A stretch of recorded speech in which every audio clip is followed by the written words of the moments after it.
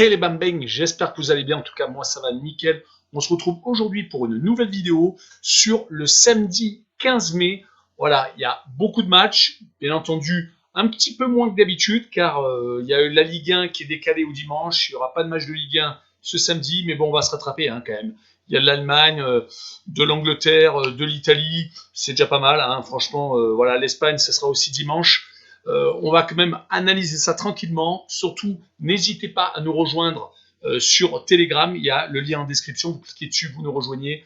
On est au-dessus de 600 membres, donc c'est vraiment super nickel. Des codes safe, des codes fun tous les jours. On interagit, on vous donne des conseils pour gérer une bankroll, pour augmenter donc vos bénéfices au jour le jour, et également un petit commentaire positif, négatif, aucun problème, et surtout vos pronostics. Hein. C'est vraiment super intéressant de voir un peu ce que vous pensez des matchs que je vous propose, et également un petit pouce pour valider ma vidéo et pour la référencer.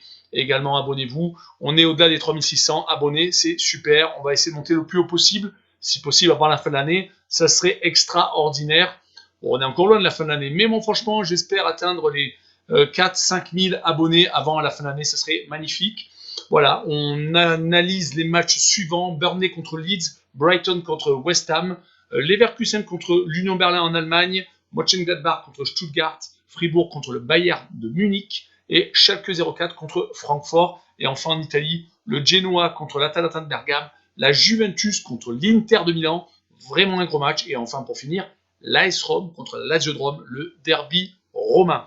Voilà, on attaque avec Burnley 15e qui reçoit Leeds 10e. Burnley est une équipe qui n'a pas gagné beaucoup cette année en championnat à domicile, que 4 victoires sur les 17 matchs qu'ils ont réceptionnés, donc ils sont quand même assez mauvais chez eux. Par contre, voilà, ils viennent gagner 2 fois d'affilée à l'extérieur, à Fulham et à Wolverhampton. À Fulham 2-0, à Wolverhampton 4-0. Donc c'est vraiment quand même 2 victoires quand même assez probantes à l'extérieur. Mais voilà, le problème c'est qu'ils jouent contre Leeds, qui est bon à l'extérieur, qui a gagné 8 fois et qui a perdu 9 fois sur les 17 matchs. Bon, ils ont quand même perdu 9 fois, on est bien d'accord, mais quand même, quand on est promu, que gagne 8 fois à l'extérieur, c'est qu'on n'est quand même pas des rigolos. En plus, bon, voilà, il y a bien ça à la baguette. Et moi, ce que je veux remarquer, c'est que, franchement, à part la défaite à Brighton lors de leur dernier déplacement, qui est pour moi une grosse surprise, même si les bookmakers l'avaient vu, car ils avaient mis Brighton ultra favori, un peu incroyable, car ils viennent de battre Tottenham à domicile, Leeds, et surtout ils avaient accroché tous les gros, Manchester United, Manchester City, Chelsea, donc franchement incroyable que Brighton réussisse à les battre assez facilement, 2-0. Mais sur ce match-là, moi je vois Leeds s'imposer 2-1 et je vois la double chance N2 pour ce match. Je pense que c'est le plus correct. Passons à Brighton, 17e qui reçoit West Ham 6e. Alors Brighton ne descendra pas. Les trois sont connus, hein. C'est Fulham, Sheffield et West Brom. Donc Brighton est une équipe qui est sur 3 matchs sans défaite à domicile. Contre Leeds, ils avaient réussi à s'imposer 2-0. Ils ont réussi ces derniers temps à faire des matchs nuls contre Chelsea et contre Everton quand même, hein, c'est quand même à noter. En plus contre Chelsea, sans prendre de but, et c'était à Chelsea. Ils avaient réussi à battre Liverpool, rappelez-vous-en, c'était il n'y a pas si longtemps que ça. Mais bon, c'est vrai que tout le monde allait gagner à Liverpool à l'époque, mais il fallait quand même le faire. Et là, ils jouent contre West Ham, qui est toujours à portée de fusil de la Ligue des Champions. Ils sont pas super loin, hein. Ils ont certes perdu ces derniers temps pas mal de points bêtement. Ils avaient réussi à s'imposer à Wolverhampton à l'époque et ils avaient réussi à récupérer la 4e place, mais malheureusement depuis ça s'est gâté, surtout des défaites à domicile, 2 consécutives d'ailleurs. Hein. Actuellement c'est quand même moyen. C'est 2 victoires quand même sur les 3 derniers matchs extérieurs. Mais sur ce match-là, voilà, je les vois quand même se faire accrocher par Brighton, car Brighton a le vent en poupe à domicile, et je vois le 1 but partout, et je vois le away no bet, donc le match nul remboursé, 6 victoires de West Ham à l'extérieur. Passons à l'Allemagne, et Leverkusen 6e, qui reçoit l'Union Berlin, qui est 8e. C'est un match, on va dire, d'équipe de milieu de tableau, voire en dessous, parce que je dis milieu de tableau, car Leverkusen n'est pas loin des équipes de milieu de tableau. Ils ont vraiment réussi à redresser la barre après avoir été dans un trou noir monumental. Ils avaient été donc, comme je vous le rappelle à chaque fois, premiers à une époque. Ils avaient perdu dans la foulée le match contre le Bayern de Munich, et c'était malheureusement la descente aux enfers. La Ligue Europa, c'est fini contre les Young Boys de Berne, une équipe suisse. Donc c'était un peu compliqué pour le Bayer Leverkusen. Mais là actuellement sur les 6 derniers matchs, c'est 3 victoires, 2 nuls et 1 défaite. La seule défaite, c'était contre le Bayern. Donc bon, il n'y a pas trop à rougir. C'est actuellement 3 victoires consécutives à domicile. Et ils ne perdent donc quasiment plus. Là, ils jouent contre Union Berlin qui a réussi à faire l'exploit de faire le match nul au Bayern, un but partout. Mais bon, depuis, malheureusement, c'est toujours aussi mauvais à l'extérieur. Ils sont pas mal quand même à domicile. Ils perdent très peu. Ils ne gagnent pas non plus des millions de fois, mais ils font quand même pas mal de matchs nuls. Donc sur ce match-là, je vois une victoire étriquée du Bayer Leverkusen 2-1 et je vois le draw no bet. Donc voilà, il n'y aura pas de match nul si c'est ou la victoire du Bayer Leverkusen ou donc le pari remboursé. Passons à Mönchengladbach qui est 7e, qui joue contre Stuttgart 10e. Pareil, Mönchengladbach est vraiment dans le même état d'esprit que Leverkusen. Très bon début de saison. On va dire campagne européenne, surtout qui s'était tombé dans le groupe de la mort avec l'Inter de Milan et le Real de Madrid, vraiment probante. Certes, ils ont réussi en plus à se qualifier pour les huitièmes de finale où ils ont été éliminés par le Manchester City quand même, il faut le savoir. Là, ils sont sur quand même une très bonne série pour bien finir la saison et pour peut-être espérer attraper des places européennes. En tout cas, c'est 5 victoires et 1 nul sur les 6 derniers matchs à domicile et extérieur confondus. Mais voilà, le dernier match, ils ont pris une tôle monumentale au Bayern de Munich 6-0. Mais bon, voilà, c'est une équipe quand même qui a battu Francfort, qui est dans le top 4 il y a très peu de temps, 4-0. Donc, moi, je prends sérieusement le bon de Mönchengladbach. Là, il joue contre Stuttgart, qui est sur 3 défaites consécutives à l'extérieur. Donc, il n'est pas dans une forme extraordinaire à l'extérieur. Heureusement, ils ont stoppé l'hémorragie, là, parce qu'ils étaient quand même sur 4 défaites consécutives, toutes terrains confondus. Ils ont stoppé un peu l'hémorragie en battant Augsbourg chez eux. Mais sur ce match-là, moi, je vois Mönchengladbach continuer, car ils ont gagné 4-0 et 5-0 lors de leurs deux dernières réceptions. Mönchengladbach, je les vois gagner 3-0 également, encore mettre une petite volée et le plus de 2,5 buts sur le match. Passons à Fribourg, 9e, qui reçoit le Bayern de Munich, 1er. Fribourg est une équipe qui a eu 4 défaites consécutives à l'extérieur, avant de gagner contre Cologne. Donc voilà, c'est une équipe qui est quand même au milieu de tableau, qui a été assez solide à domicile, qui a réussi à battre Dortmund quand même, parce que Dortmund c'est quand même une équipe quand même compliquée et qui fait partie quand même des meilleurs d'Allemagne.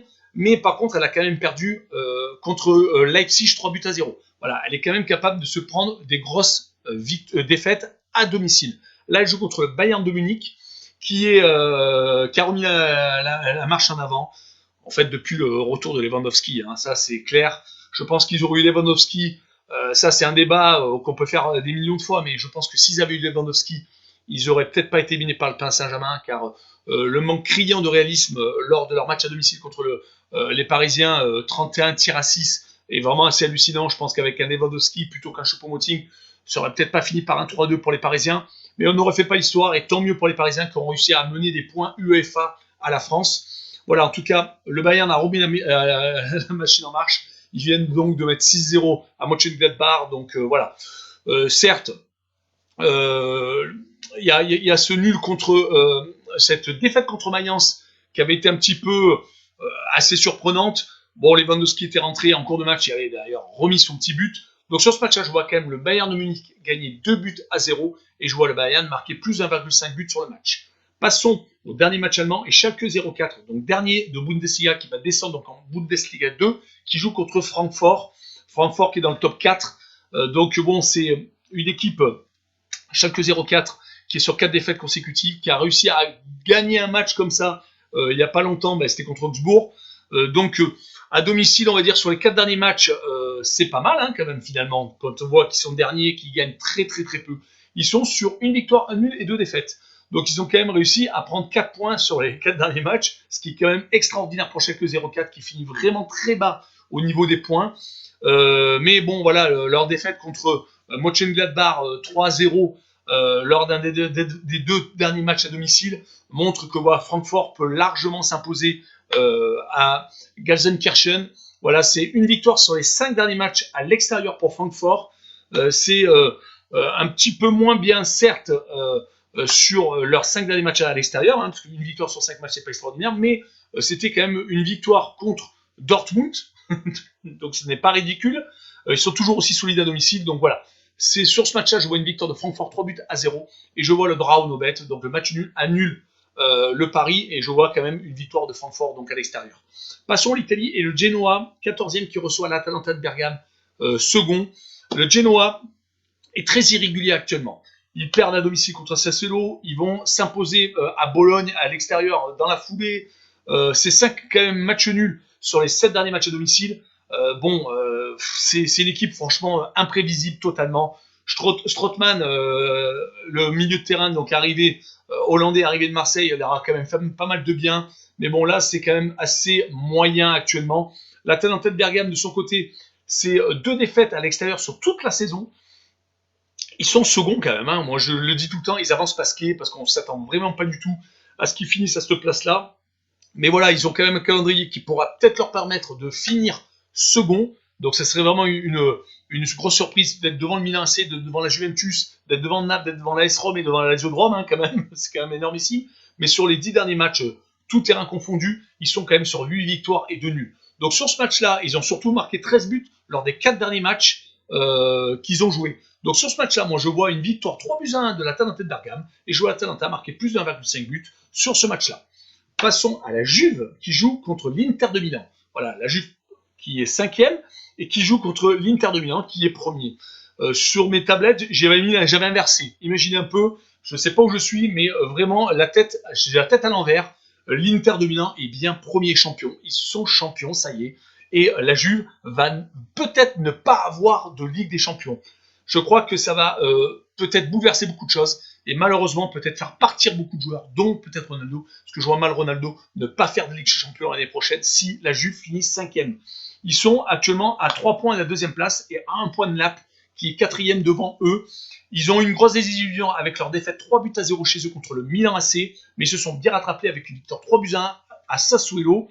C'est voilà, l'Inter de Milan en face qui voilà, est en total pas roue libre, mais en totale osmose avec tous ces supporters qui attendaient ça depuis longtemps. C'est 4 victoires d'affilée actuellement, depuis qu'ils ont été éliminés en fait de la Ligue des Champions et de la Coupe d'Italie. Voilà, c'est la dernière défaite d'ailleurs contre la Juventus à domicile en Coupe d'Italie. Depuis, c'est 17 matchs en défaite.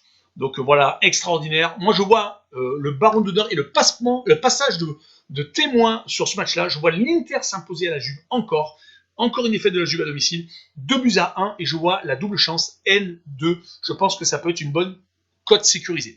Et on finit avec le derby romain, l'AS Rome 7e qui reçoit la Lazio de Rome 6e. Voilà, les deux équipes se suivent. Certes, l'AS Rome est quand même décroché au niveau des points par rapport à la Lazio, car la Lazio est toujours en course pour la Ligue des Champions. Certes, ils sont 6e, mais ils sont vraiment pas loin.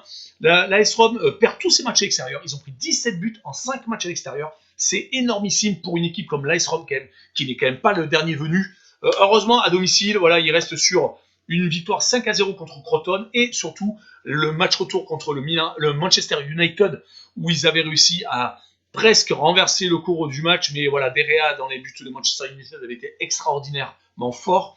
Voilà, la Lazio de Rome de son côté, c'est une équipe qui a 2 points de la Juve et à 3 points de Naples, donc qui a réussi quand même à être énormissime à domicile. Ils sont sur 13 victoires consécutives à domicile, toutes compétitions confondues, hors Coupe d'Europe bien entendu, donc c'est-à-dire Coupe d'Italie et Championnat. Mais voilà, le problème c'est qu'ils sont sur 2 défaites d'affilée à l'extérieur actuellement, un 5-2 quand même pris à Naples et un 2-0 à la Fiorentina, ce qui malheureusement peut-être sera prépondérant pour leur place en Ligue des Champions. Peut-être qu'ils resteront au pied du podium, malheureusement. En tout cas, voilà, moi je vois un 3-2 de la AS Rome, car à l'aller il y avait eu 3-0 pour la Lazio. Je les vois priver leur ennemi juré d'une place en Ligue des Champions. Donc 3-2 pour l'AS Rome et le plus de 2,5 buts sur le match. Voilà, on en a fini avec cette vidéo. N'hésitez pas, il y a 2 ou 3 matchs en description. Il n'y a pas beaucoup de matchs qui manquent. Il y en aura quand même pas mal aussi dimanche. Mais allez en description, le reste est en bas. Et n'hésitez pas à un petit pronostic, critique positive, négative et un petit pouce pour référencer la vidéo. Surtout abonnez-vous. Ciao les bang bang!